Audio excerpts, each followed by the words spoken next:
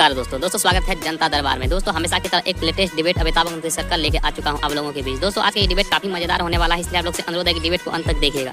दोस्तों आज के इस डिबेट में अमिताभ अग्निहोत्री सर ने पाकिस्तानी प्रेमियों को अच्छी तरह से धज्जियां उड़ाई है। सो डिबेट में आप लोग को काफी ज्यादा आनंद आने वाला है। चलिए मेन डिबेट को स्टार्ट करते हैं। चलिए शुरू करते हैं। गांधी ने भी भाई मंच से माइक पर तारीख दे दी, नोट लिख के ले लो, 4 जून नरेंद्र मोदी प्रधानमंत्री नहीं रहेंगे, टाटा बाय बाय, खत्म, फिनिश। अनुपम जी, ये तो टाटा बाय बाय तो ठीक है, लेकिन जमीन पर स्थिति क्या है? क्या कांग्रेस वास्तव में उतना अपने को कंपोज कर पाई है, वापस ऊर्जान्वित कर पाई है कि इतना बड़ा दावा कर ले? नहीं, क्योंकि आईसीयू से निकलकर आप जनरल वार्ड में जाते हैं, आईसीयू से निकलकर मैकडी में नहीं जाते। ये छोले भटूरे की दुकान पे जाके छोले भटूरे खाने नहीं जाते। आईसीयू से निकल के जनरल वार्ड में कुछ दिन रहते हो, फिजियोथेरेपी होती है, हिलाए डुलाए जाते हो, फिर टहलाए जाते हो, फिर कहीं घर जाते हैं आदमी।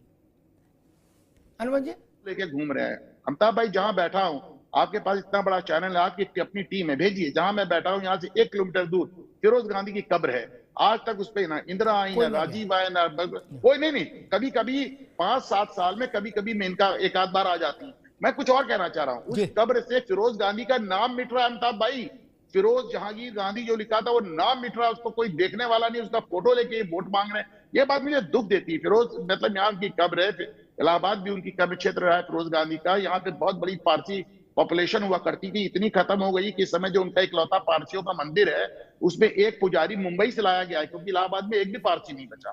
फिरोज गांधी की कब्र पे मोमबत्ती जलाना छोड़िए, उनका नाम बिट रहा है वहां से, आप उनका फोटो लेके टहल रहे हैं। कुल मिला के हमको बहुत ज्यादा ये सब चीजें अपील नहीं करती जी। विवेक नारायण जी, मैं सोच रहा था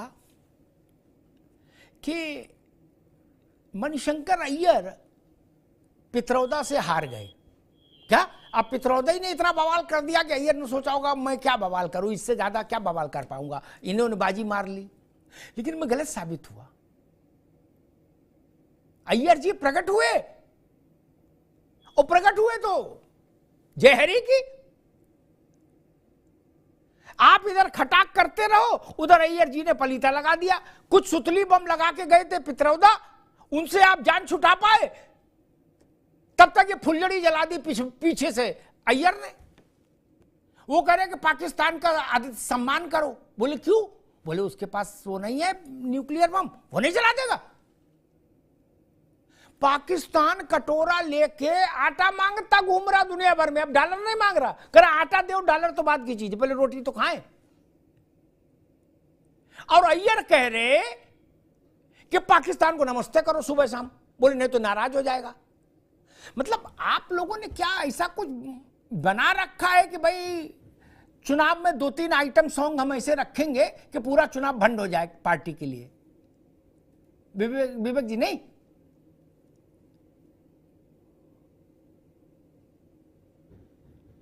भैया म्यूट कर लिया शायद आपने, देखो जी। देखिए, मणिशंकर जी हो या हो हमारे यहाँ, उन्होंने जो कहा, तो आप देखिए पाकिस्तान का नाम तो मणिशंकर जी ने शायद 10 सालों में 1-2 बार लिया होगा, लेकिन हमारे भाजपा के नेता तो पाकिस्तान का नाम ही जपते रहते हैं। तो आज अगर उसी पाकिस्तान को उन्होंने नमस्कार की बात कह दी तो ये तो भाजपा के नेताओं के लिए बात है। आज आप कह रहे हो कटोरा लेके भीख मांग रहा, बिल्कुल विवेक जी, मैं भाजपा के नेता से भाजपा की बात पूछूं, मैं आपसे पूछ रहा हूं, आपको नहीं इसके अय्यर के बयान से सीटें 2-4 बढ़ जाएंगी तो मेरा नमस्कार। अय्यर का बड़ी अच्छी बात है अगर कांग्रेस का बुद्धि और विवेक यहां पर आके ठहर गया। अय्यर का बयान पार्टी लाइन का बयान नहीं है, उन्होंने अपनी बात कोई कही है तो वो उनका अपना व्यक्तिगत। अरे भाई, मेरे चुनाव के वक्त अपनी बात कहने वाले आपके यहां से कहां से प्रकट हो जाते हैं? चुनाव 5 साल सोते रहते हैं, जैसे चुनाव आता है वैसे अपनी बात कहने वाले ये वो हैं जो लड़के होते थे मंदबुद्धि, वो दिवाली पे हाथ में पटाखा छुटा लेते थे, हाथ उड़ जाता था।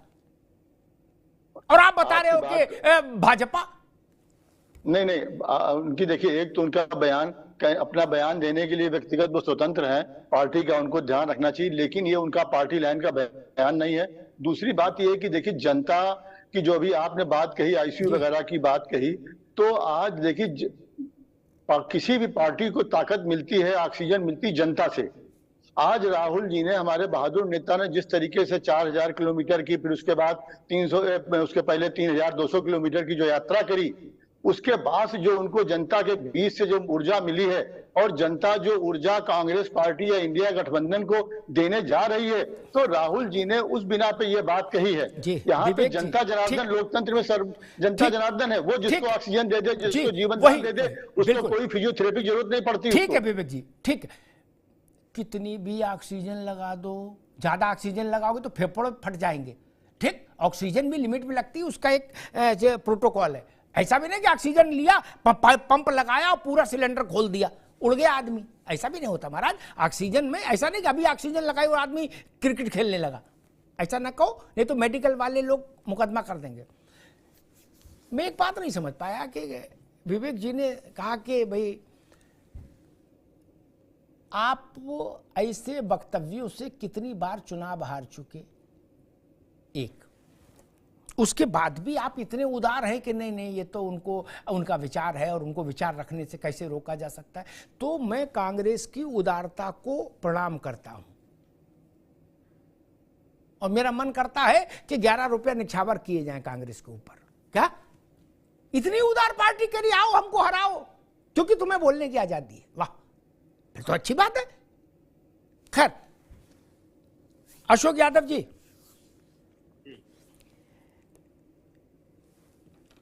अखिलेश यादव और राहुल गांधी एक बार चुनाव में संग जा चुके इसी प्रदेश में, जनता उनको परख चुकी, कसौटी पर उनका इम्तिहान हो चुका, रिपोर्ट कार्ड सार्वजनिक है।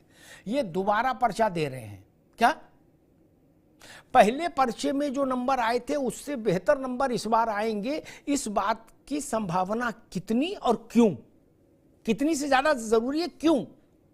जनता, वोटर वही है, इम्तिहान देने वाले दोनों मित्र वही हैं, अखिलेश जी, राहुल जी। क्या बदल गया जो आपको लगता है कि नहीं इस बार, पहले लड़के थे इस बार बब्बर शेर होके आए? सिर्फ मेरे हिसाब से इतना बदला है, पहले 2 लड़के थे, इस बार 2 बब्बर शेर हैं, बस। भाई देखिए, कम से कम इम्तिहान दे रहे हैं परीक्षा पास करने के लिए, और कुछ लोग तो ऐसे हैं जो बिना परीक्षा पास की फर्जी डिग्री बना घूम रहे हैं। तो इम्तिहान देना, मेहनत करना ये अच्छी बात है और कोशिश हमेशा करनी चाहिए हर व्यक्ति को। दूसरी बात, आपने कहा पाकिस्तान की तमाम बातें यहाँ पे हो रही हैं। हमारे यहाँ गांव में एक अंकल जी थे, कह रहे थे यार मोदी जी बड़े उदार हैं।